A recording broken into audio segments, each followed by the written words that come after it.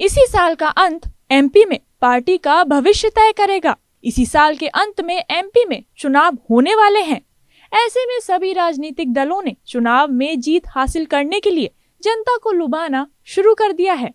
Welcome, मैं Parnika Tiwari, India news के digital platform में आपका स्वागत है।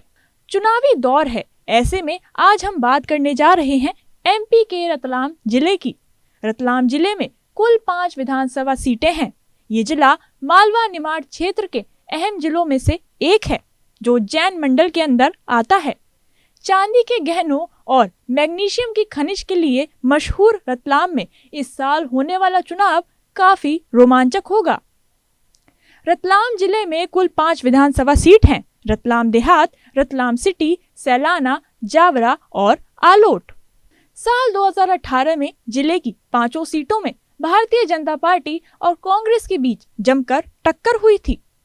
5 सीट में से 3 पर बीजेपी ने कब्जा किया था, जबकि कांग्रेस के कब्जे में 2 सीट आई।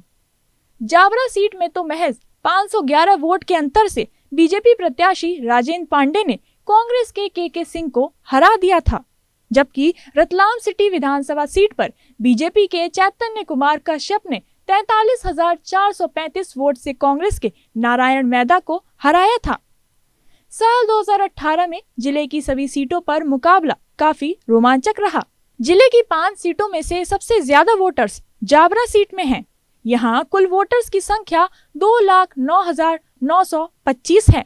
इसके अलावा आलोट में 1,97,966, रतलाम सिटी में 1,97,840, रतलाम देहात में 1,89,508 और सैलाना में 1,84,854 मतदाता हैं। साल 2018 में जिले की 5 में से 3 सीट पर बीजेपी ने कब्जा किया था, जबकि 2 सीट सैलाना और आलोट में कांग्रेस के हिस्से में पहुंच गई थी। बाकी की रतलाम देहात, रतलाम सिटी और जावरा सीट पर बीजेपी ने अपना कब्जा कायम रखा था। साल 2003 में जिले की 5 सीटों में कांग्रेस के हाथ सिर्फ 2 और बीजेपी की झोली में 3 सीट आई थी।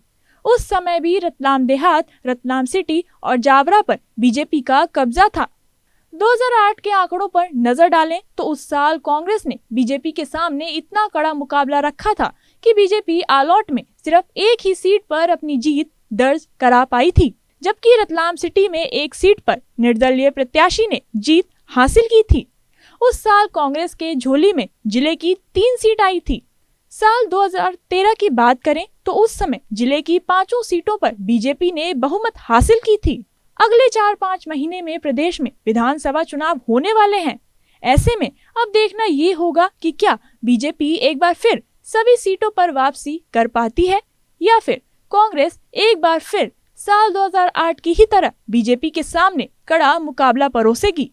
फिलहाल के लिए बस इतना ही। मुझे यानी पर्णिका तिवारी को दीजिए इजाजत।